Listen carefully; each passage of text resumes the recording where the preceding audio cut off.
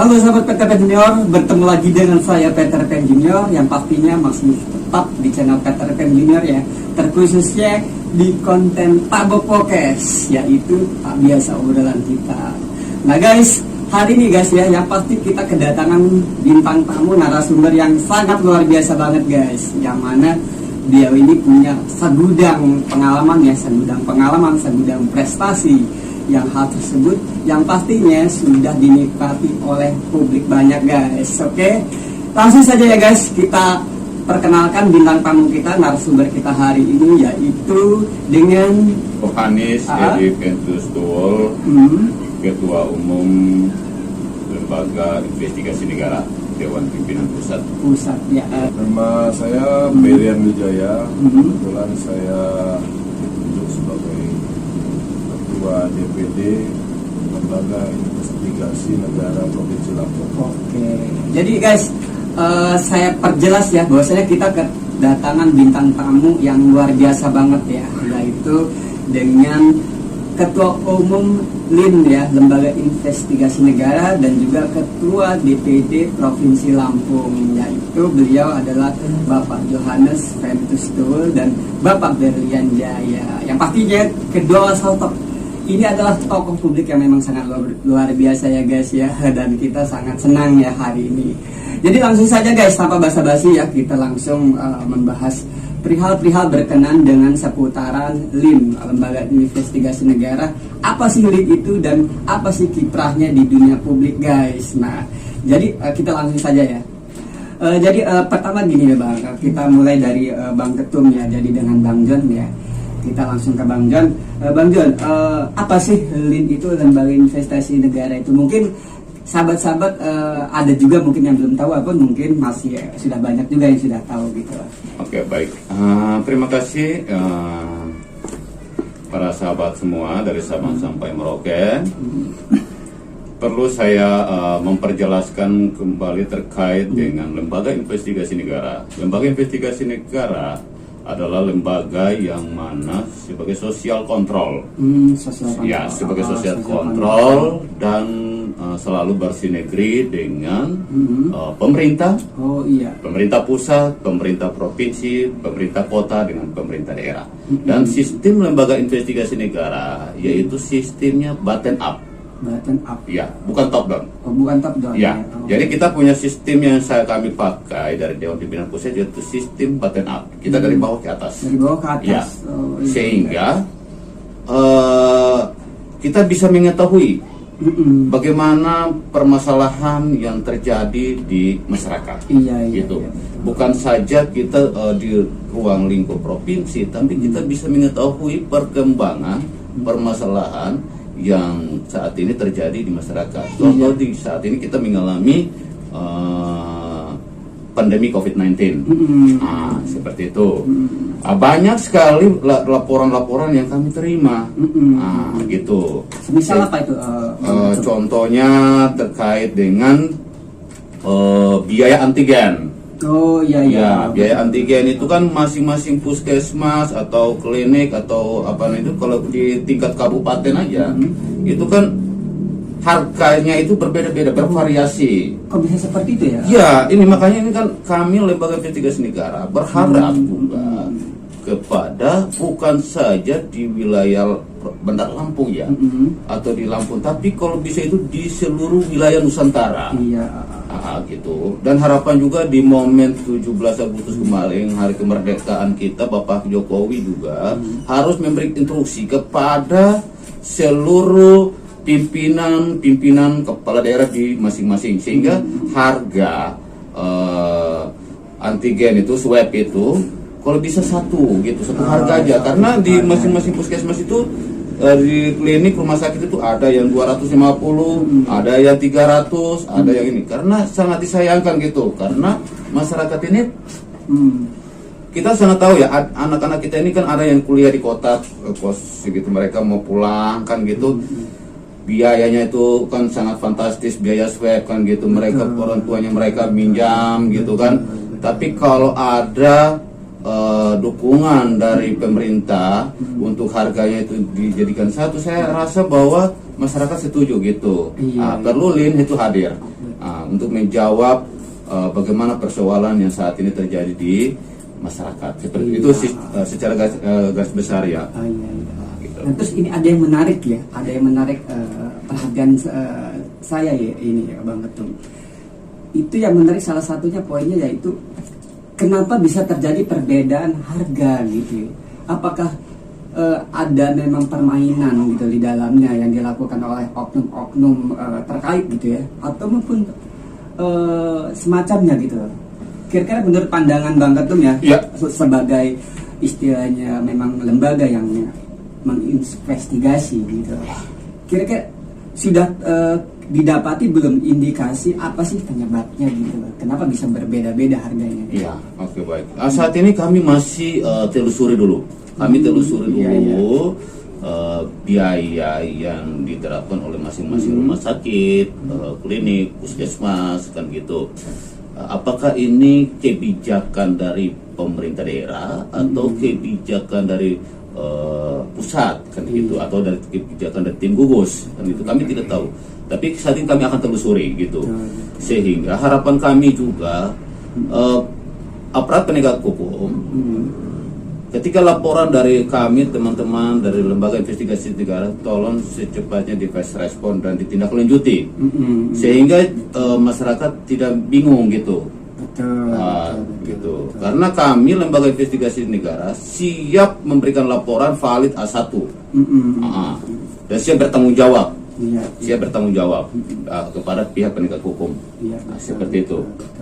Karena lembaga investigasi negara itu selalu mendukung penuh dari masyarakat gitu. Kita dampingi, kami saat ini apalagi kondisi Indonesia ini di masa pandemi, dan kedua juga sudah sangat rawan yaitu terkait dengan narkotika.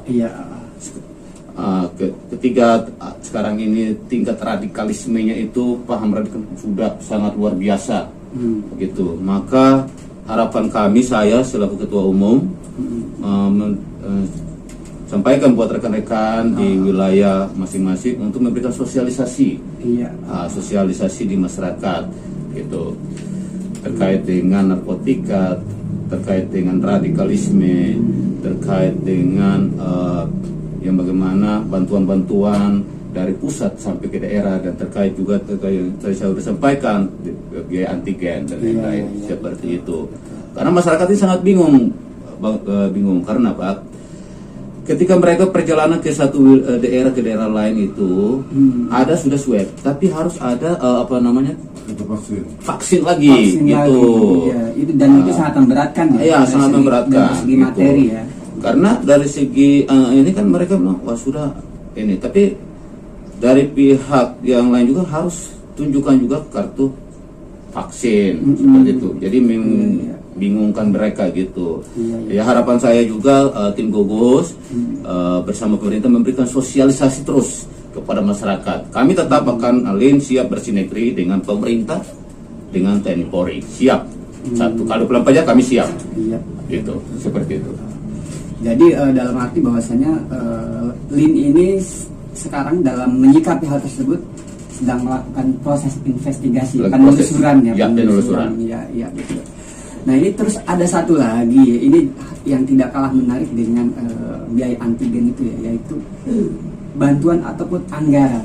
Ini sangat menarik banget gitu loh. Dimana kita sering kali dapati ya di berbagai media gitu, bahwasanya anggaran banyak anggaran yang tersalurkan ataupun disalurkan ataupun akan disalurkan ke masyarakat. Nah tapi menariknya lagi, kebetulan saya aktif di salah satu kegiatan yaitu berbagi nasi ya, nasi bersama aktivis lainnya.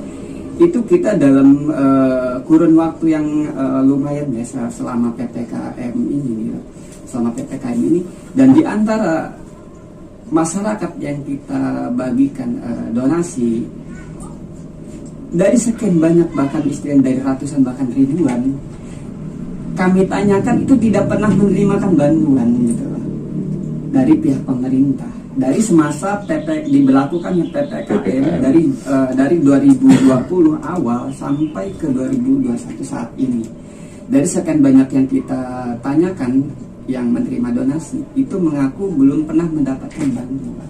Nah, yang jadi pertanyaannya yang menariknya itu di media, di berbagai media itu diberikan keterangan bahwasanya pemerintah sudah menggelontorkan dana yang sekian sangat fantastis untuk masyarakat. Tapi pertanyaannya masyarakat yang mana gitu. Nah, untuk hal ini ya buat Bang Ketum ya selaku Ketua Umum LIN yang istilahnya jangkauannya Nusantara dan juga Bang Berlian selaku Ketua DPD terkhususnya di Lampung ya. Saya ingin menanyakan bahwasanya bagaimana sih tentang perihal ini gitu. Baik itu di jangkauan Nusantara maupun dalam ruang lingkup yang kecil terkhusus di Lampung. Mulai dari Bang Ketum. Oke, baik, terima kasih. Tetap kami akan telusuri dulu. Kami akan telusuri dulu terkait dengan bantuan yang yang mana disinggung oleh beberapa media ya. Kami akan telusuri dulu dari kenapa sampai bantuan itu sudah diturunkan tapi masyarakat dia belum menikmati bantuan tersebut. Nah, itu. Ini kendalanya di mana gitu. Artinya kami akan tidak bisa langsung menyampaikan, tapi kita harus punya data yang betul-betul valid sehingga kita bisa menyampaikan gitu. Itu harapan saya, nanti saya akan sampaikan juga, instruksikan juga untuk rekan-rekan di masing-masing wilayah untuk di cross check kembali, karena bantuan setahu kami bantuan itu dari pusat itu dia sudah kuncurkan, ya dia sudah kuncurkan dan nilainya sangat fantastis. Nilainya itu wah sangat luar biasa ya, sangat luar biasa kalau saya lihat gitu. Betul. Nah, gitu. Artinya kalau memang ini mungkin pemerintah daerah atau pemerintah provinsi, pemerintah kota ya, kalau bisa bersinergi dengan kami LIN, kami siap. Silakan pantau kami. Untuk kami kawal atau kami siap memberikan bantuan bersinergi dengan pemerintah, kami siap membagikan bantuan tersebut ke masyarakat. Gitu. Kami siap di audit, kami siap gitu. Dikawal dari TNI Polri kami siap. Ya, yang artinya bantuan itu dia bisa tersalur ke masyarakat gitu, tersalur gitu. Memang ada beberapa juga yang saya dapatkan juga di lapangan. Saya bersama Ketua DPD LIN Lampung beberapa minggu yang lalu ya Pak ya. Kami turun pembagian Jumat berkah beberapa daerah gitu, dan bersama juga dengan salah satu ormas yaitu Jati Agung Bersatu. Ya, kami turun ke lapangan dan sempat juga masyarakat menanyakan itu kepada kami, gitu. Kok bantuan ini kami belum dapat, gitu. Kami sudah sampaikan bahwa nanti beri kesempatan buat kami untuk kami telusuri kendalanya di mana, kenapa sampai bantuan tersebut yang sangat luar biasa, yang sangat fantastis mereka tidak terima. Gitu. Alasannya apa seperti itu? Karena mereka ini layak harus terima. Benar. Gitu. Apalagi di masa pandemi ini berlakunya PPKM. Ini kan sangat sulit juga ini. Ekonominya sangat anjlok sekali. Makanya kami LIN ini selalu bersinergi dengan Presiden Tani sama Koperasi Multidaya Nusantara 3. Iya. Yaitu Presiden Tani yaitu Pak Majen TNI Purnawirawan Tatang Zainuddin yang punya program-program UKM yang sangat luar biasa. Nah, berkolaborasi dengan kami untuk kami selalu turun ke masyarakat. Kami koordinasi dengan pondok-pondok pesantren, masyarakat-masyarakat yang punya lahan, kami ini memberikan support, kami memberikan pencerahan bagaimana meningkatkan ekonomi kerakyatannya itu harus dijalankan. Apalagi di masa pandemi ini, kami tidak mengharapkan bantuan dari pemerintah. Artinya seharusnya pemerintah harus mendukung program kita gitu. Pemerintah harus hadir mendukung program kita seperti itu. Itu harapan saya ya. Untuk Koperasi Multidaya Nusantara 3 yang dipimpin langsung oleh Ketua Umumnya Gus Robi Irawan Wiratmoko. Itu punya program-program UKM-nya sangat luar biasa sekali. Artinya saya berharap juga bahwa pemerintah provinsi, pemerintah kota, pemerintah kabupaten harus bersinergi dengan kami lembaga investigasi negara, gitu, untuk bersama-sama menangani COVID-19 ini gitu. Seperti itu. Karena kami ini sentuh langsung dengan masyarakat. Kami tahu bagaimana kondisi masyarakat itu seperti apa. Kami tahu gitu. Makanya anggota-anggota kami di masing-masing wilayah selalu berkoordinasi dengan saya. Pak Ketua ini gimana gitu. Saya bilang, wah, cobalah nanti kita atur sistemnya bagaimana, coba koordinasi dengan kepala-kepala daerah. Nah, itu seperti itu. Iya, iya. Nah, itu. Ya mungkin ada tambahan mungkin di Pak Iya. Ketua. Baiklah, assalamualaikum warahmatullahi wabarakatuh. Waalaikumsalam warahmatullahi Selamat siang wabarakatuh. para sahabat Peter PNJR. Saya akan jawab dari pertanyaan Pada tadi mungkin 10 menit. Tanpa kita bisa pungkiri lagi bahwa masalah pandemi COVID ini mendunia, ya kan. Dari sini pemerintah telah menerapkan beberapa kebijakan tentang mengatasi masalah pandemi COVID ini, dari mulai standar prokes, terus dibentuknya tim gugus untuk melakukan arahan-arahan atau apakah itu penyuluhan-penyuluhan, sampai terakhir pun kita juga di tahun kedua ini dibentuk lagi, ada dikeluarkan kebijakan vaksin, ya kan. Himbauannya juga cukup keras, ya kan, untuk masalah vaksin tersebut, sampai juga dengan terakhir adalah kebijakan PPKM. Saya rasa itu adalah dasar pemikiran-pemikiran para ahli-ahli yang mungkin bekerja sama dengan para pemerintah untuk sebelum terakhirnya kebijakan-kebijakan tersebut, ya kan, untuk pencegahan daripada wabah pandemi COVID. Namun semua itu, kebijakan yang diterapkan itu pasti ada hubungan sebab akibat. Pandemi terjadi, kebijakan dikeluarkan tujuannya untuk penekanan daripada penularan pandemi tersebut. Tapi dari kebijakan yang diterapkan pun nggak bisa disangka lagi ada akibat dan dampak. Saya saat ini mungkin concernnya ke arah dampaknya tersebut, dampaknya pada kehidupan masyarakat secara utuhnya, ya kan. Bagaimana proses perekonomian saat ini akibat daripada kebijakan-kebijakan tersebut berdampak pada terpuruknya ekonomi masyarakat, baik itu yang secara minoritas maupun mayoritas. Kita lihat sendiri, ya kan, kita terjunlah ke masyarakat, kita survei mungkin ke pedagang atau pada pelaku-pelaku usaha yang mungkin awalnya punya omset 10, mungkin akibat daripada pandemi COVID ini dan digelontorkannya kebijakan-kebijakan tersebut, akhirnya omsetnya menurun, ya kan. Berarti kan ini keterpurukan di bidang ekonomi. Nah, di sini nggak bisa disangka lagi bahwa sekarang ini banyak masyarakat ini lapar, ya kan. Betul. Mungkin yang sehari-hari makannya 3 kali, sekarang sudah bisa berkurang cuma 1 kali, gitu kan. Betul. Mengakibatkan saya juga akhirnya sebagai yang dipercaya untuk memimpin di Lampung, di Provinsi Lampung, saya coba untuk survei dan saya lakukan sebelum saya juga hadir di LIN, saya sudah melakukan hal-hal tersebut dalam masalah perilaku sodako Jumat tersebut.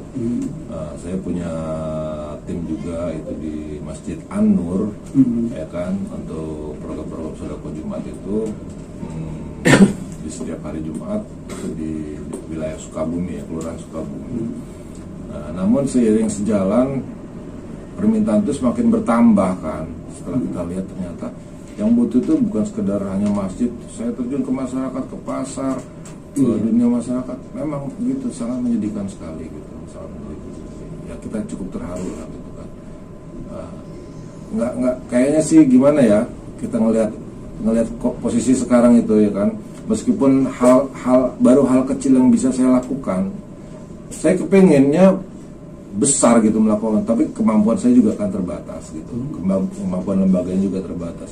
Jadi kami baru bisa melakukan hal yang kecil. Setiap hari Jumat kita coba melakukan sodako Jumat dalam bentuk pangan yang mungkin bisa menolong problem, menjawab problem masyarakat dalam hal bidang pangan. Itu aja yang awal dulu.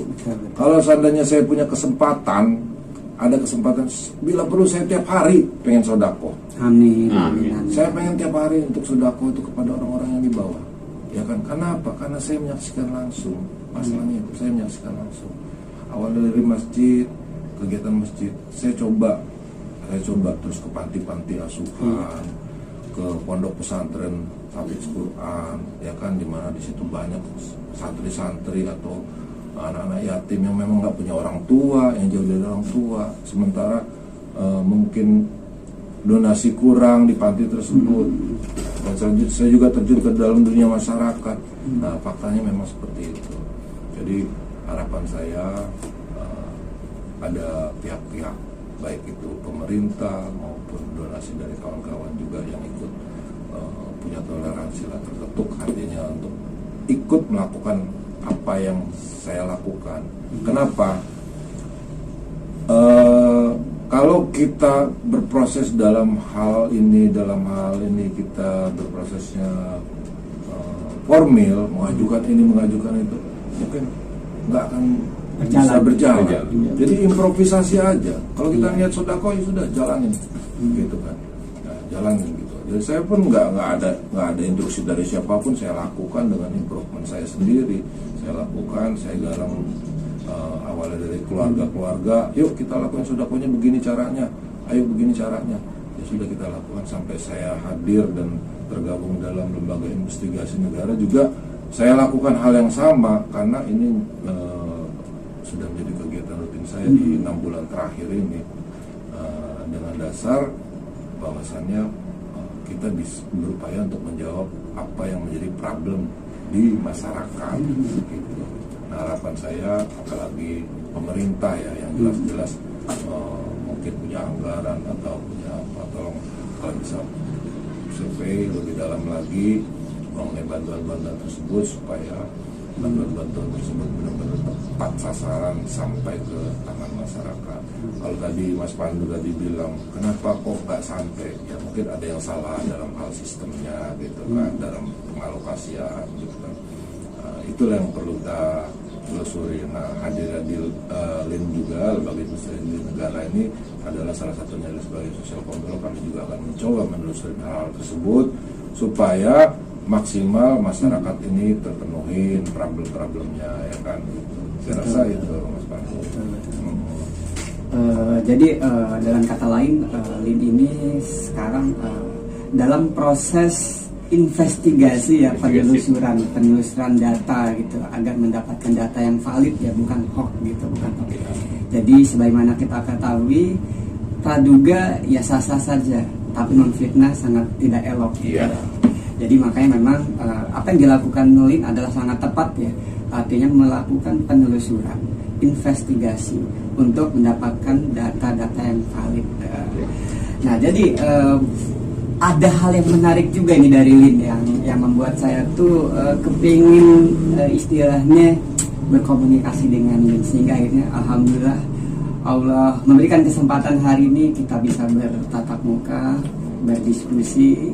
Jadi salah satu hal yang menarik dari LIN ini, saya sebelumnya dapat informasi mengenai LIN ini di media sosial, yang mana salah satu rekan saya itu adalah juga aktivis daripada LIN, dan bahkan beberapa bulan yang lalu sempat mendapatkan penghargaan dari salah satu kementerian pemberdayaan wanita kalau tidak salah itu. Yeah. Dan itu di Palembang, di kota Palembang, yang mendapatkan penghargaan dari Kementerian Pemberdayaan Wanita. Kebetulan itu rekan saya seperjuangan banget. Iya. Jadi rekan seperjuangan saya waktu di Pilpres 2019 gitu. Jadi kami berjuang, ya, tapi ya kita sih orientasi saya memang bukan untuk mencari celah ataupun jabatan ataupun semacamnya, tapi lebih pada menitik beratkan ingin mempunyai sosok figur seorang pemimpin yang memang bisa mengatasi segala persoalan di bangsa ini dan negeri ini gitu tentunya. Jadi beranjak dari hal itu saya mulai tertarik, LIN ini luar biasa begitu.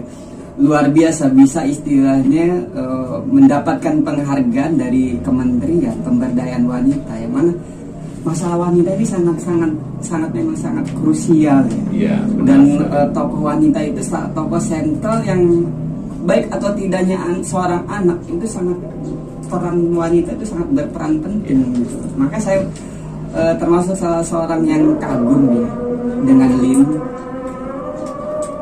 Pending dulu azan. Jadi melanjutkan pembicaraan kita tadi ya, bahwasanya memang peran seorang wanita itu sangat sentral, dan ketika peranan tersebut sangat dominan bahkan terasa di masyarakat, maka dengan sendirinya itu akan mendapatkan apresiasi dari berbagai pihak. Nah, salah satunya yaitu tadi dari Kementerian Pemberdayaan Wanita ya, dan itu sangat luar biasa banget gitu. Dan sahabat saya itu memang sangat berhak gitu, sangat pantas untuk memperolehnya karena memang militan banget gitu.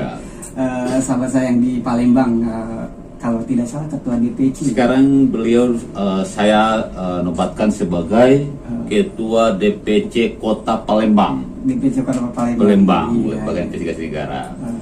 Awalnya beliau itu sebagai ketua divisi PPA, DPD Lin Palembang, Sumsel. Nah, tapi dengan ini saya arahkan beliau ke ketua DPC Kota Palembang. Artinya beliau ini punya sepak terjangnya yang sangat luar biasa, gitu. Maka saya secara pribadi sih sangat bangga kepada beliau, yang mana langsung direspon oleh pemerintah provinsi dengan pemerintah pusat yang langsung Ibu Menteri langsung turun. Betul. Ya, itu yang saya sangat salut gitu. Jiwa nasionalismenya sangat tinggi, jiwa loyalitas, jiwa korsanya ini yang saya perlu. Serikandi ini kalau bisa juga 10 serikandi, saya yakin dan percaya bahwa bisa mengatasi sedikit demi sedikit permasalahan KDRT di seluruh Nusantara ini kan, seperti itu. Itu harapan saya sih gitu. Terus ada lagi yang menarik ya, dari istilahnya peranan beliau ya, benar. Jadi saya pernah bercanda dengan beliau, artinya pancing lah gitu ya kan. Karena saya melihat di Palembang itu yang dominan itu beliau. Saya tidak tahu ya ketua DPD-nya siapa di sana ataupun bidang lainnya, saya tidak tahu. Tapi yang sampai ke saya itu informasinya beliau yang saya tahu. Karena yang saya dapatkan di media sosial ya beliau itu yang berperan. Jadi akhirnya saya coba bercanda dengan beliau. Mbak itu lebih pantas jadi ketua DPD loh, Fir. Terus apa kata jawaban dari beliau? Oh enggak deh. Saya lebih nyaman di DPC, dan yang terutama lagi saya lebih sadar diri dengan kodrat saya sebagai wanita. Dan dari situ saya langsung tepuk tangan.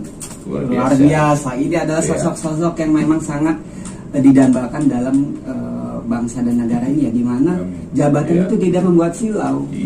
Tidak membuat silau, tidak membuat lupa diri, lupa latar belakang, terlebih kodratnya sebagai seorang perempuan dan seorang istri. Makanya Lin, saya tertarik dengan Lin gitu. Ternyata Lin memang diisi oleh orang-orang yang memang amanah. Dan salah satunya untuk di Lampung sendiri ya, terkhusus di bawah kepemimpinan Bang Darlianja ya, itu kami sudah merasakan sedikit banyak sumbangsihnya. Jadi kami memang ada kegiatan berbagi nasi ya, sedekah Jumat. Jadi ceritanya Lin juga punya sumbangsi. Salah satu donasinya itu dari Lin gitu. Jadi itu salah satu alasan saya untuk mengundang beliau ini ya, ketua umum Lin dan ketua DPD Lin gitu. Karena memang beliau mempunyai kapasitas yang sangat bagus, mempunyai prestasi dan track record nama yang sangat bagus gitu. Jadi memang sangat pantas ya untuk kita teladani gitu. Makanya saya undang beliau-beliau ini di sini. Oke, terus ada lagi nih hal yang menarik ya, yang sedang berkembang saat ini gitu, yang mana lagi viral ini Bang Ketum, Bang Ketua DPD, yaitu gimana seorang oknum ASN ya, oknum pejabat gitu, dari statusnya aja sudah kita kadang kalau orang awam tuh menilainya sesuatu yang wah gitu, tapi kalau buat saya sih enggak sih, biasa aja gitu. Iya. Jadi ini oknum ASN ini ya, oknum ASN yang diindikasi adalah seorang pejabat inspektorat ya, itu ribut ngamuk-ngamuk di sebuah kedai tukang bubur gitu ya. Ngamuk-ngamuk di situ, akhirnya ditegur oleh seorang ustadz. Iya. Dan memang kebetulan sebelumnya pernah saya undang juga gitu, saya undang juga wawancara di podcast ini gitu ya.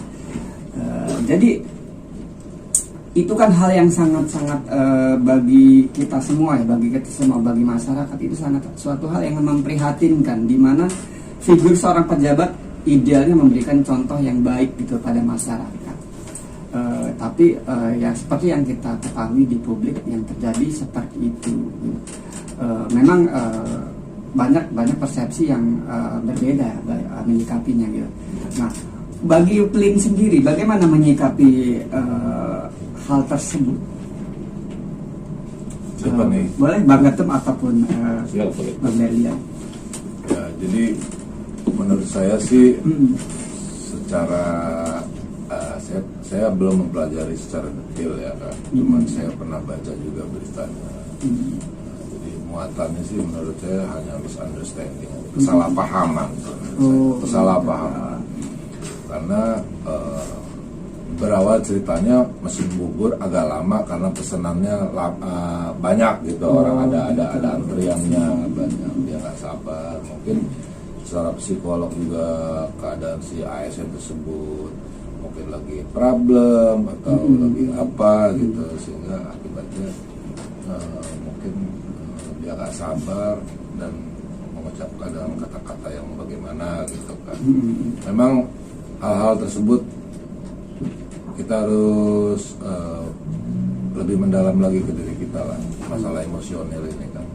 Ya, kita tahu sih bahwasannya untuk menjadi seorang pejabat tuh mestinya harus lulus uji coba lah ya. Untuk memimpin tuh nggak mudah. Psikotes juga mesti ya.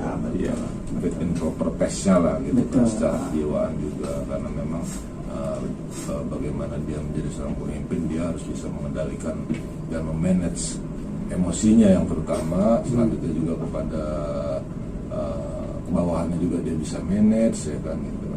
Nah, jadi hal kecil tersebut kepada tukang bubur, kalau dasarnya hanya karena kelamaan dilayanin gitu, ya mestinya sih nggak sampai terjadi seperti itu. Ya ditegur aja baik ya kan, gimana, kenapa kelamaan, kalau lama kenapa kok saya didahulukan atau di nomor 2 kan gitu kan, ya kira-kira yang satu. Atau kalau memang udah nggak tahan lapar ya sudahlah, tinggalin aja sih gitu kan. Toh nggak jadi masalah besar juga kalau perkara gitu. Ada tukang bubur yang lain, tukang nasi ya kan. Kita buat mudah aja hidup ini kan. Yang penting perut kan keisi, jadi bawaan udah nggak marah lagi gitu kan kalau udah keisi.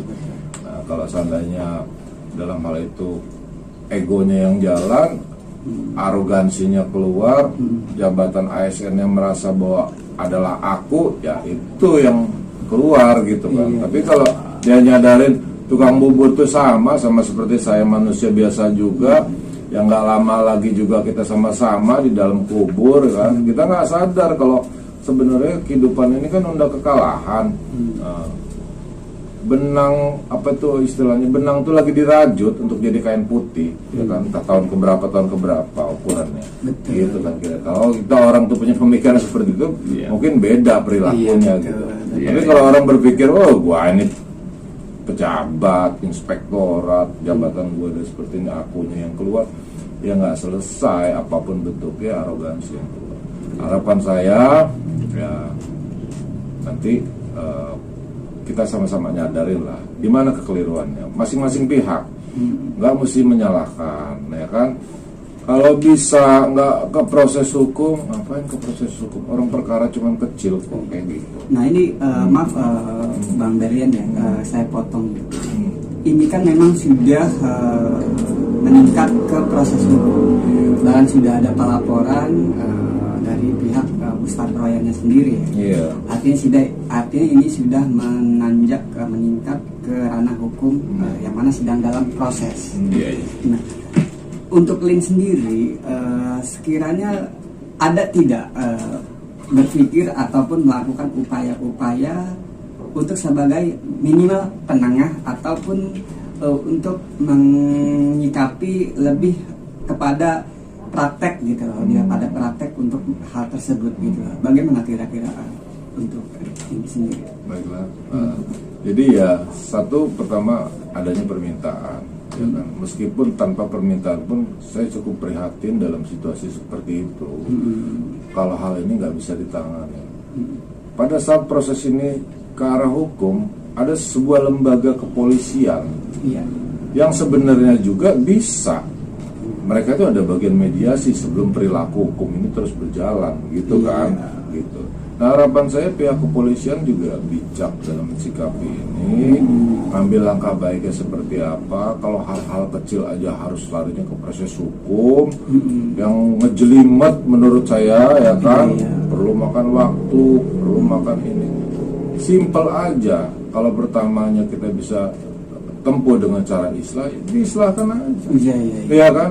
Bapak begini, ya semua ada kekeliruan, tukang buburnya begini, ya udah ada kekeliruan, minta maafin saya Pak, ya kan, saya lambat melayanin Bapak. Nah, si Pak pejabat juga tadi, mohon maaf ya Pak, saya nggak tahan lapar, ya kan, minta maaf kalau saya berucap kasar, itu bawaan norok atau bawaan saya kalau lagi lapar, gitu kan. Nah, Ustadz Royan juga sebagai penengah yang misunderstanding juga, ya kan, karena memang dia menegur, ya mohon maaf Pak, saya cuma pada satu hanya sebagai penengah Bapak, pengen menengahin supaya Bapak nggak terjadi begini, hal yang nggak diinginkan, ya udah. Saling memaafkan tuh mudah, ya kan? Indonesia ini katanya udah merdeka sejak tahun 1945. Masa sesama satu daerah, satu suku bangsa mau ribut, mau perang, hanya perkara makan bubur? Aduh, ya kan? Perkara eceh-eceh lagi. Iya, malu sama jabatan saya loh gitu. Maksud saya gitu, malu sama jabatannya gitu.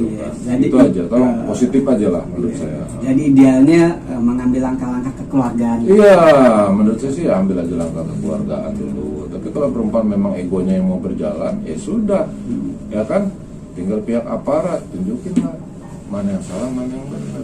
Jangan belok kanan, jangan belok kiri, jangan tebang pilih juga, tunjukin. Karena ini masalahnya kita menjadi sebuah sorotan, sorotan masyarakat. Udah viral, disorotan sama masyarakat. Ada ketimpangan lapisan sosialnya kan, yang satu pejabat, yang satu ustadz, yang satu tukang bubur, ya kan? Nah, ini tolong harus bisa diperhatikan untuk menangani masalah ini. Atau pejabat-pejabat lain, kepala inspektoratnya, atau mungkin sampai ke gubernur sekalian pun, oh ini karena ini masih jajaran saya di provinsi, ya kan? Dipanggil orang itu, mediasi, lakukan mediasi. Apa yang harus proses hukum? Sudah, gampang-gampang aja kan? Udah. Tukang bubur mah namanya tukang bubur, ya kan, kita malum aja ngelain orang sekian banyak, ya kan. Kadang lupa juga ya siapa atau gimana, karena nggak pakai nomor antrian lah kan. Nggak pakai kupon. Iya, nggak pakai kupon. Coba kalau pakai nomor antrian nggak bakal ribut, ya kan, gitu. Karena saya dengar cerita sampai gebrak meja, ada yang mau sampai mau nimpuk batu, apalagi ada apa aurat-aurat, nunjukin aurat segala macam. Nah, ini udah nggak pakai logika lagi, akal sehatnya kemana, moralitasnya kemana, udah nggak kepake lagi, Pak. Apa hidup ini udah, ini kita sekolahnya di mana dulunya gitu kan? Nah, ini atau mungkin sekolahnya diantah berantah. Saya nggak ngerti. Mungkin saya tambahkan ya terkait tadi itu apa namanya,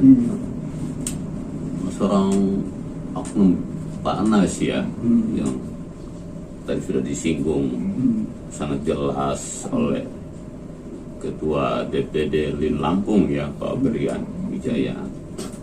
Artinya saya sangat setuju ya, sangat setuju. Dan secara pribadi juga sangat disayangkan juga. Sangat disayangkan oknum Pak Anas melakukan hal tersebut. Negara kita ini kan negara hukum. Ya, seperti itu. mereka ini ketika dites itu kan ada banyak tes gitu. Fit and proper testnya. Itu. Seperti itu. Kalau mereka seperti itu, oknum seperti itu, gimana lagi nanti mau terbentuk masyarakat gitu. Boleh saya potong sedikit Bang Ketut?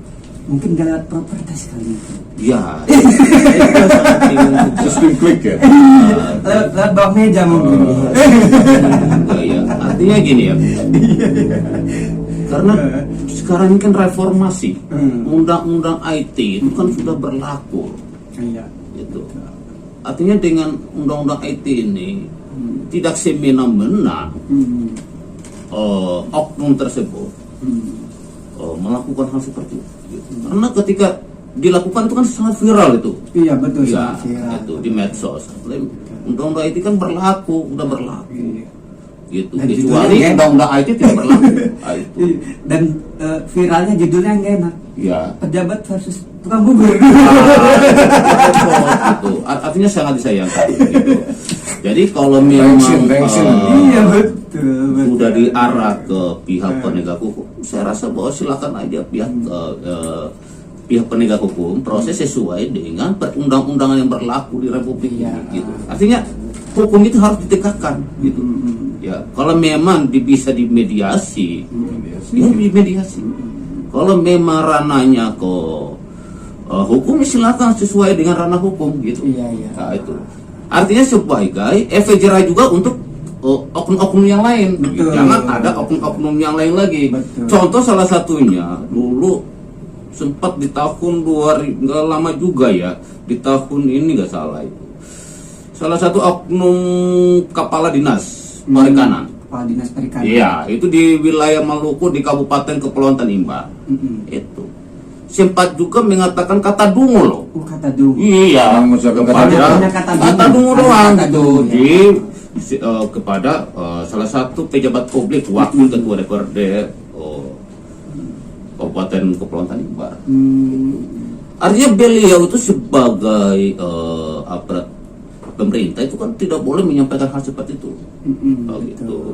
Apalagi era kita ini kan era dunia digital. Betul. Ya, artinya hal-hal yang keluar dari mulut kita dengan kotor, dengan sendirinya dia akan berviral gitu. Kalau contoh seorang pemimpin seperti itu, bagaimana membawa warganya, mengajak masyarakatnya kan gitu. Itu sangat disayangkan kalau oknum-oknum pimpinannya seperti itu. Gitu. Terus bernasib apa itu yang nasibnya ya proses hukum. Artinya saya langsung dilini, saya langsung konferensi pers gitu. Sangat disayangkan gitu. Seorang oknum pimpinan kalau dengan cara seperti ini memang tidak layak jadi seorang pimpinan gitu. Karena seorang pimpinan itu bagaimana jiwanya dia itu, bagaimana melihat rakyatnya, Bisa mengayomi. mengayomi rakyatnya gitu dengan tutur kata bahasanya gitu. Apalagi di era reformasi, apalagi dunia digital seperti itu. Ini ya itu harapan saya, sangat disayangkan kalau oknum pimpinan seperti itu. Saya si pribadi ya sebagai ketua umum lembaga investigasi negara, saya sudah sampaikan buat teman-teman saya bahwa saya selaku ketua umum bukan seenaknya saya mengambil keputusan atau apa. Saya siap dikritisi. Kalau saya salah, saya siap disolimisasi, siap. Karena seorang pemimpin itu adalah sampah. Siap melihat masukan dari anggota-anggota itu. Artinya kalau mau kita lembaga seperti itu, apalagi mereka lembaga pemerintah yang sudah digaji oleh APBN. Kami aja tidak digaji oleh APBN, tapi kami bisa menjaga marwah dan hierarki organisasi lembaga.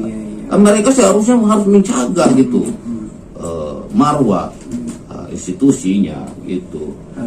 Seperti ini. Dan ini Bang Ketun ya, tadi ya mengutip kisah tadi tuh ya, pejabat kadis ya, kadis KKP itu saya sempat dengar juga, itu konon katanya pernah dinonjokkan ya, dari kejadian itu. Ya, langsung kejadian itu tidak berapa lama kemudian ini langsung nonjok dari jabatannya. Ya, langsung dari jabatannya. Artinya itu sehingga apa? Sehingga tidak ada lagi oknum kadis-kadis yang lain gitu. Yang seperti itu. Ya, terulang itu. Artinya hal yang sekecil ini harus segera dilanjutkan. Dan saya ucapkan banyak terima kasih juga kepada pimpinannya, ke bupatinya, yang mana fast responnya sangat cepat. Iya, iya. Gitu. Jadi harapan saya juga untuk bupati-bupati di Indonesia, Nusantara ini, gubernur, wali kota, ketika masukkan laporan dari organisasi manapun harus fast respon. Iya. Nah, bukan sengaja langsung di ini, tapi diteliti dulu apakah benar permasalahan. Iya, betul. Ya harapannya gini Pak Mas Pandu, ini yang jadi viral ini kan adanya perbedaan sosial, di mana salah satu adalah pejabat, yang satunya tukang bubur, ya kan. Ya. Dan masanya ini masa banyak derita pandemi COVID ini, ya kan. Masa iya sih di zaman yang begitu sulit, lagi miris, penuh wabah, ekonomi terpuruk, gara-gara urusan makan bubur. Boya, coba tolong sikapin dengan bijak lah, ya sudah sih. Banyak kalau nggak yang mau cepat saji itu udah McDonald tuh kan, KFC. Nah harapan saya kalau seandainya nanti kita coba kawal ini masalahnya. Kalau seandainya nanti ini masih belum islah juga, ya kita akan koordinasi sama pihak Kapolres, ya kan. Nah, gimana kelanjutannya? Kalau memang jalan baiknya nggak bisa ditempuh, ya kita kawal terus. Mana tegangin aja lah hukum seadil-adilnya. Jangan sampai masyarakat memandang ini jadi sebuah dinamika masalah sosial sih menurut saya sih gitu kan. Nah, jadi harapan saya juga aparatur juga tolong tegakin hukum seadil-adilnya, ya laksanakan aja. Begitu juga kepada aparatur yang karena di ASN ya, di pemerintahan ya kan, apa itu sebagai kepala kepala kantornya lah gitu kan, inspektorat ya masalahnya. Nah, kepala inspektoratnya cepat mensikapi ini ya kan. Terus yang kedua juga, bila kalau belum tembus juga mungkin dari gubernur kali panggil itu orang kenapa duduk masalahnya ini viral, faktanya seperti ini, begini ya kan, tolong dikonfirmasi ya kan. Saya rasa nggak susah sih Pak. Nah, yang penting kedua belah pihak itu mau nerimo loh, gitu, mau menyadarin oh ya ini adalah kekeliruan saya di sini, jangan egonya yang jalan, karena nggak akan ada habis-habisnya. Jadi memang idealnya sih seperti itu ya, artinya bisa diterselesaikan dengan kekeluargaan dan baik-baik. Tapi itu yang saya dengar ya, opini. Itu opini yang sempat saya dengar di kabar berita gitu ya, bahwasanya itu justru memanas. Jadi belum ada indikasi mengarah ke kekeluargaan gitu. Bahkan itu saya sempat mendengar kabar-kabar ya, opininya itu semakin memanas antara Ustadz Royan ini dengan oknum ASN tersebut gitu. Makanya saya berpikir ya, saya tergelitik pikiran seperti ini, waduh jangan-jangan ini si ASN harus dimarahin istrinya pagi-pagi. Kami lebih siap untuk membantu pemerintah untuk bantuan-bantuan sosial siap menyalurkan. Kami siap diaudit, kami siap dikawal gitu. Betul. Gitu. Artinya itu harapan kami gitu. Karena ini masalah ini sangat ruwet gitu, yang saat ini kita dapat dari masyarakat gitu. Harapan saya ke depan juga pemerintah provinsi kalau bisa juga mengundang teman-teman dari lembaga investigasi negara Dewan Pemimpin Daerah Provinsi Lampung sehingga duduk bersama untuk melihat kondisi masyarakat yang saat ini punya keluhan buat teman-teman LIN seperti itu, sehingga ada sentuhan kasih masyarakat yang lagi menunggu nih sentuhan kasih dari pemerintah provinsi gitu. Betul. Jadi sahabat Peter Penjunior ya, jadi sebagaimana kita amati ya dari perbincangan ini, bahwasanya bisa kita ambil beberapa petikan ya, bahwasanya LIN ini adalah salah satu lembaga yang memang concern memberikan kontrol baik itu masyarakat maupun ke pemerintahan, juga memberikan pendampingan kepada masyarakat juga kepada pemerintah dalam mengatasi berbagai hal, yang salah satunya mulai dari kehidupan sosial ya, dari pandemi, mulai dari polemik yang sebagaimana terjadi antara Ustadz Royan dengan ASN tersebut dan juga tukang bubur tersebut gitu. Jadi artinya banyak hal yang memang dilakukan oleh Lin, yang salah satunya berkaitan dengan perihal antara Ustadz Royan dan oknum tersebut. Itu ada korelasinya juga yang terjadi di Kabupaten Tambinar ya, Kepulauan Tanimbar, yang mana saat itu langkah Lin saat itu mungkin karena memang kondisinya berbeda, sehingga saat itu kabupaten bupati tersebut akhirnya menonjolkan si oknum kadis tersebut, guys. Artinya di situ ada peran serta Lin gitu, sehingga akhirnya kadis ataupun pejabat yang melakukan tindakan sikap dan tindakan yang kurang terpuji akhirnya dinonjolkan. Artinya di sini, guys, Lin tersebut melakukan suatu tindakan nyata, bukan hanya wacana atau terlebih kamuflase ya. Sebagaimana kita ketahui bahwasanya banyak lembaga-lembaga ataupun ormas-ormas yang hanya berwacana, tapi pada akhirnya hanya kamuflase. Selain dari seperti yang telah diuraikan, ada tidak program-program lain tentang Lin, semisalkan seperti UKM ataupun seperti semacamnya ataupun yang lainnya itu? Oke, baik, terima kasih. Lembaga investigasi negara saat ini punya koperasi. Ya, bukan koperasi simpan pinjam. Oh iya. Ya. Yaitu nama koperasinya itu Koperasi Multidaya Nusantara 3, dengan yaitu Tani Indonesia yang dipimpin langsung oleh Bapak Presiden Tani, yaitu Bapak Majen TNI Purnawirawan Tatang Sainuddin. Ini bukan cuma kami beropini atau ini menjanjikan, tidak, tapi kami sudah lakukan. Sudah lakukan dan sudah menikmati. Salah satunya di wilayah Jatim, wilayah Jateng, dan terakhir saya bersama Presiden Tani Tatang Sainuddin bersama Ketua Umum Koperasi Multidaya Nusantara 3, kami ke Provinsi Sumsel di salah satu kabupaten Ogan Ilir, Pak ya, Ogan Ilir. Itu kami sudah diberikan tanah itu kurang lebih 40 hektar. Wah, luar biasa. Ya, 40 hektar, dan di situ kami akan memberikan bantuan pupuk untuk domba, sapi, kambing, ikan lele, itu sudah disediakan. Itu artinya di masa pandemi itu, makanya itu indahnya lembaga investigasi negara. Sekalipun mengusut kasus, indikasi kasus korupsi dan lain-lain, tapi ada juga UKM-nya. Ada UKM-nya. Iya, di masa pandemi COVID-19 seperti itu. Jadi ini juga akhir Agustus ini juga kami juga ke Kabupaten Muara Enim.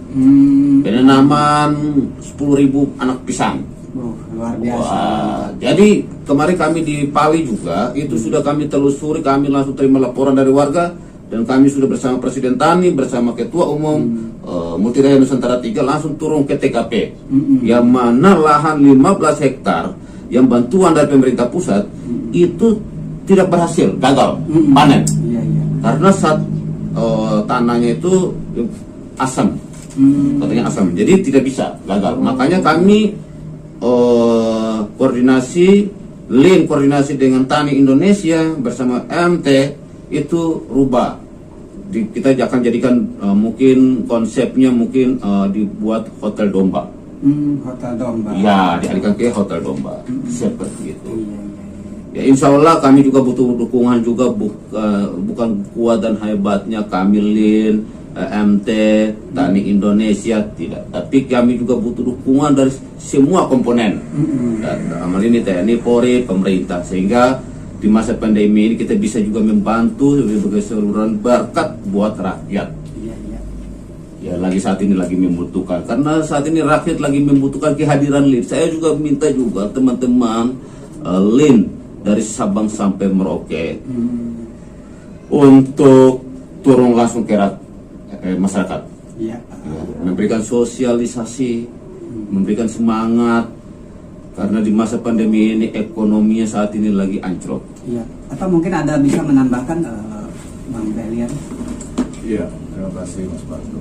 Sehubungan saya lebih concern di DPD, ya, mungkin kiprah saya juga baru sebagai ketua di DPD ini, di mana adanya sebuah untuk pengurusan kemarin dan saya diamanahkan untuk memimpin ini, ya kan. Jadi harapan saya yang pertama, lembaga investigasi negara ini bisa diterima di semua halayak, ya kan, dimana selain dari kontrol sosial, lembaga kontrol sosial, dan ini adalah lembaga informasi dan investigasi. Tapi dalam situasi dan kondisi sekarang ini kita lebih fokus ke masalah sosial. Iya. Masalah sosial di mana zaman pandemi Covid ini memang benar-benar satu kondisi yang sangat memprihatinkan, bukan cuma di Bandar Lampung tapi mungkin dunia. Nah, harapan saya pemerintah punya perhatian khusus kepada lembaga investigasi negara karena kita ini lembaga yang mandiri. Harapannya bisa bekerja sama dengan pemerintah, juga bisa diterima di masyarakat, bisa menjawab persoalan problem-problem di masyarakat, dan selanjutnya harapan saya juga kami bisa bersinergi dengan aparatur pemerintah, ya kan, menyangkut masalah kebijakan-kebijakan yang diberikan pemerintah, baik itu pemerintah pusat maupun pemerintah daerah kepada masyarakat menyangkut masalah pandemi Covid. Hendaknya tolong dipikirkan solusinya apa kalau kondisinya sekarang PPKM, ya kan, problemnya apa. Dimana kami yang saya lakukan pertama kali dan mungkin kita pernah bargaining ya Mas Pandu dengan Petra PJR melakukan aktivitas sosial itu bagi-bagi nasi bungkus itu adalah mungkin adalah langkah kecil yang bisa kami lakukan untuk membantu masyarakat. Khususnya juga saya kepengen diikutin lah langkah-langkah saya, meskipun saya pernah juga lihat di medsos ada Kapolsek bantu, ada Gugup sudah membantu secara ibu-ibu PKK itu ya, karena Bu Gubernur Bu Arinal itu dia ketua PKK kalau nggak salah. Kebetulan Bu Riana Sari itu teman saya sekolah dulu SMP, gitu, ya SMP 2. Iya. Saya juga pantau beliau, aktivitasnya cukup bagus ya kan dalam masalah peduli kepada masyarakat. Nah saya sih kepengennya semua instansi punya kepedulian yang sama seperti yang beliau lakukan, meneladani karena memang rakyat butuh gitu kan. Saya juga berangkat ini juga dari menghimbau dari keluarga, terus rekan-rekan saya satu alumnus yaitu SMP Negeri 2 Tanjung Karang angkatan tahun 85 ya, yang saya lakukan adalah siar lah untuk mengajak mereka, yuk kawan-kawan, yuk kita yang mau sedekah yuk saya salurkan ya, yang bisa kita lakukan untuk sementara di hari Jumat inilah gitu kan, kita ambil sunnahnya, kita lakukan yang bisa kita lakukan untuk sementara waktu, meskipun dengan keterbatasan ya, yang donasi juga masih terbatas ya kan, tapi kita coba tetap khusus juga untuk keluarga saya ya, Zuriat Pangeran Bangsa Raja ya. Nah, itu juga cukup, memang adalah satu faktor kebiasaan yang dilakukan dari pihak keluarga saya bahwa melakukan hal seperti itu adalah hal yang lumrah buat kita gitu kan. Nah, saya harapannya hal ini diikuti. Kalau seandainya ada 10 orang yang melakukan hal yang sama yang seperti saya lakukan, paling tidak bisa cukup banyak membantu. Kalau seandainya dari 100 orang itu bisa bantu di hari Jumat itu adalah 100 orang, dengan 10 orang mengikuti langkah saya berarti bisa 10 kali lipat. Iya. Jadi 1000 orang yang bisa kita bantu. Yang nonton loh, posisinya masyarakat yang nonton. Kebijakan-kebijakannya kita yang nonton. Oh, ini ada perbedaan. Nonton dan merasakan. Dan merasakan. Ya kan, kok yang ini ada kelas VIP antigennya gitu kan.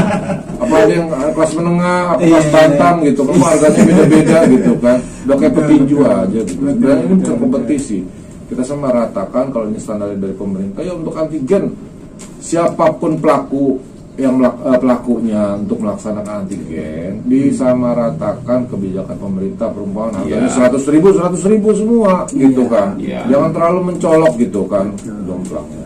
Nah, karena baik vaksin maupun antigen ini kayaknya menjadi sebuah peluang dan menjadi sebuah syarat khusus juga untuk kita mau melakukan perjalanan.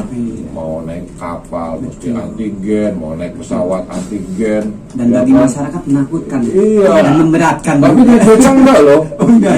Naik beca. Naik beca saya nggak kena antigen gitu kan. Itu makanya jangan sampai animo masyarakat berpikir ternyata antigen ini adalah untuk kelas-kelas saja, untuk kelas-kelas tertentu gitu kan. Nah, gitu. Harapan saya kita sama rata. Kalau emang fasilitas pemerintah ini menyangkut masalah kesehatan ya sudah lakuin aja sih gitu.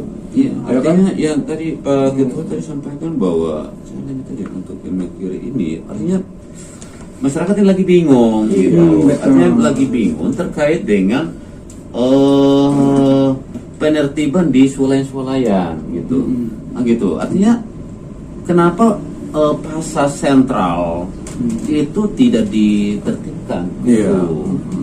Masyarakat animo masyarakat ini loh, ini pasar aja rame gitu. Kenapa swalayan dibatasi? Ini ada apa? Mereka bingung. Artinya begini, kami tidak punya kapasitas ya. Kami tidak punya kapasitas untuk menjelaskan.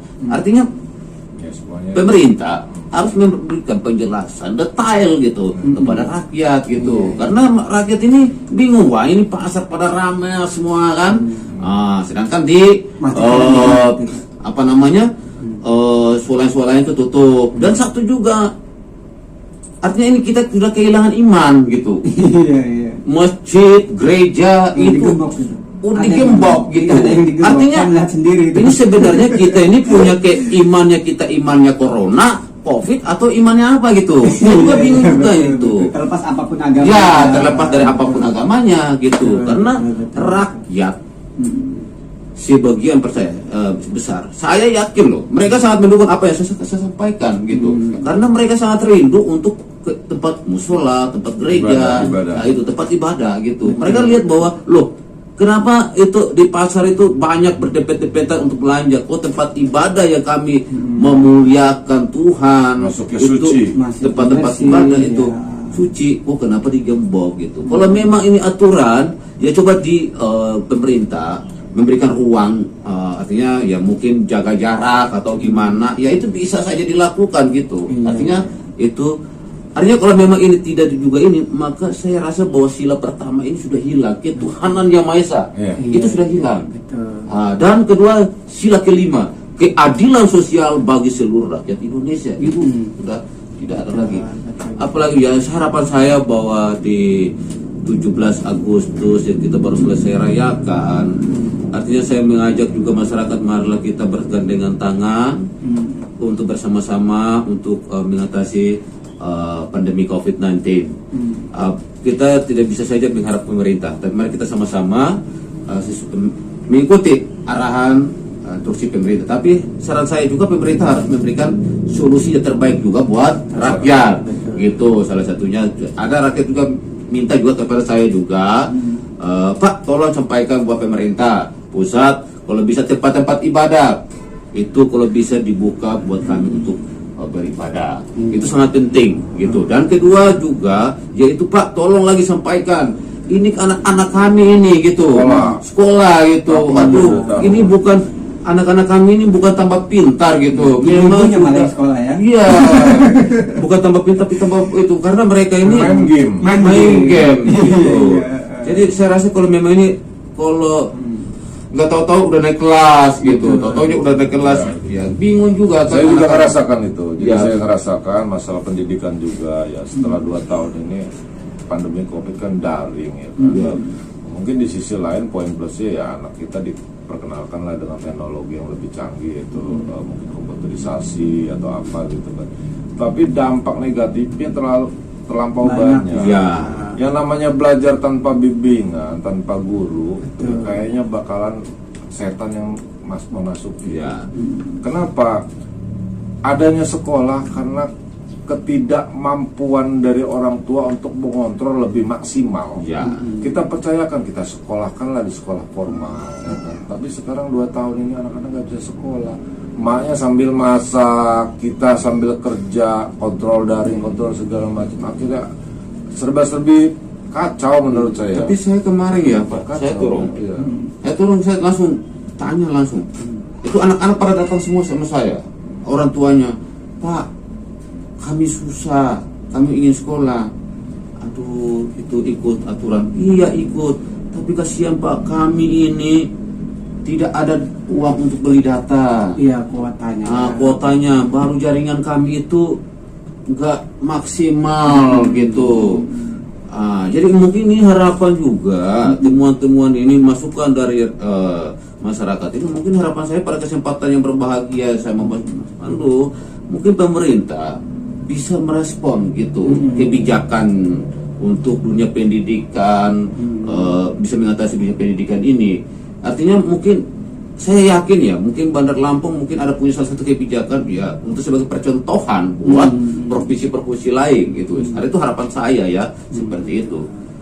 Sehingga bisa mengatasi pendidikan ini dengan, dan kedua juga tempat-tempat ibadah. Ini juga ada permintaan dari ustadz-ustadz dan beberapa pendeta juga kepada saya, Pak tolong sampaikan tempat-tempat ibadah. Memang udah ada instruksi prokes ya, tapi mungkin ini permintaan juga. Ya mungkin begitu menyampaikan pada kesempatan di mana bisa sampaikan gitu, sehingga mungkin pemerintah bisa punya ada kebijakan gitu yang lebih efektif, yang lebih luas, artinya yang lebih luas gitu. Artinya yang mudah jangan dipersulit, yang sulit dipermudahkan. Itu harapan kami. Ya mungkin lewat ini mungkin Mas Pandu juga bisa nanti sampaikan juga, mungkin rekan-rekan gitu, mungkin ada kedekatan emosional dengan pemerintah daerah, pemerintah kota, pemerintah provinsi ya hal-hal yang ini kan artinya apa ya, kita mau cari lagi gitu. Betul. Ya, itu harapan dari saya. Jadi sekiranya ada hal lain tambahan yang ingin ditambahkan atau sudah cukup kira-kira? Saya mungkin di sesi terakhir nih ya, saya hanya mau mengucapkan terima kasih banyak. Yang pertama, apabila pemerintah mau mendengarin keluh kesahnya masyarakat yang disampaikan kepada kami, ya kan, dan meresponnya secara positif, ya kan.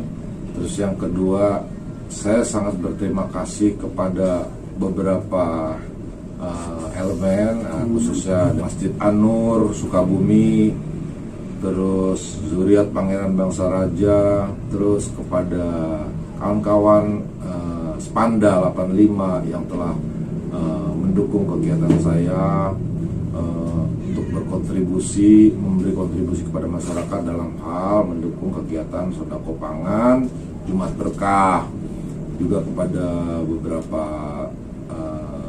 majelis taklim, Nurul Kolbi. Harapannya kegiatan kita ini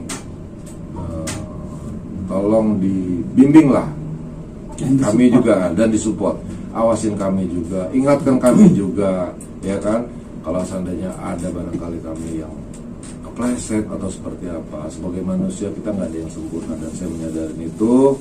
Kami juga butuh dikritik, butuh diawasin, ya kan, kira-kira supaya langkah kami menjadi amanah gitu, dan hal kehadiran kami bisa diterima di masyarakat dan memenuhi kebutuhan akan menjawab problem-problem di masyarakat, khususnya, dan bisa bekerja sama dengan aparatur pemerintah setempat, yaitu khususnya di Provinsi Lampung ya. Terima kasih, saya rasa gitu aja Mas Pandu. Sekiranya Mbak Ketum ada yang ditambahkan? Oke, baik, terima kasih. Mungkin satu aja yang bisa saya tambahkan untuk saudara-saudara Dewan Pimpinan Daerah Lembaga Investigasi Negara, saudara-saudara Dewan Pimpinan Cabang Lembaga Investigasi Negara dimanapun berada, tetap akan selalu bersinergi dengan pemerintah daerah, pemerintah provinsi, pemerintah kota, dengan pemerintah pusat. Ya, program-program selalu bersinergi, dan terlebih khusus yaitu TNI Polri. Itu harapan saya. Dan kedua yaitu harapan buat saya juga teman-teman LIN dari Sabang sampai Merauke tetap harus memberikan sosialisasi terkait dengan KDRT, narkotika, dan penyuluhan hukum kepada masyarakat, dan selalu bergandengan tangan dengan pemerintah untuk penanganan COVID-19. Itu.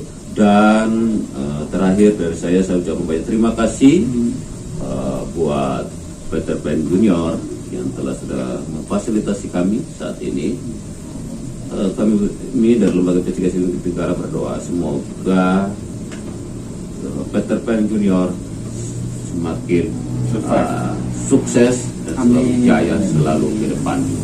Memang tantangan di masa pandemi ini ya, tapi saya yakin dan percaya bahwa Peter Pan Junior ke depan akan lebih the best is the best. Amin. Oke, ya mungkin dari saya. Wassalamualaikum warahmatullahi wabarakatuh. Oke, sahabat Peter Junior ya, sebagaimana kita saksikan bersama-sama ya dari diskusi ini, dapat kita ambil kesimpulan bahwasannya LIN merupakan satu lembaga yang memang concern kepada berbagai permasalahan, baik itu sosial, politik maupun ekonomi dan sebagainya. Yang mana LIN sudah memberikan sumbangsih nyatanya dengan salah satu raihan prestasinya. Jadi buat kalian ya, sahabat Peter Pan Junior yang memang mempunyai keluhan permasalahan yang serupa ataupun yang mungkin berbeda, bisa langsung koordinasi dengan pihak LIN ya, pihak LIN baik itu di pusat maupun daerah, itu bisa berkoordinasi. Dan selain daripada itu, apabila memang sahabat-sahabat Peter Pan Junior tertarik dan simpatik untuk bergabung dengan LIN, bisa juga untuk menghubungi pihak LIN di daerah masing-masing. Terima kasih banyak ya telah setia menyaksikan channel Peter Pan Junior dalam diskusi kita yang luar biasa ini bersama bintang tamu narasumber yang juga sangat luar biasa banget. Oke, terima kasih banyak. Assalamualaikum. Waalaikumsalam.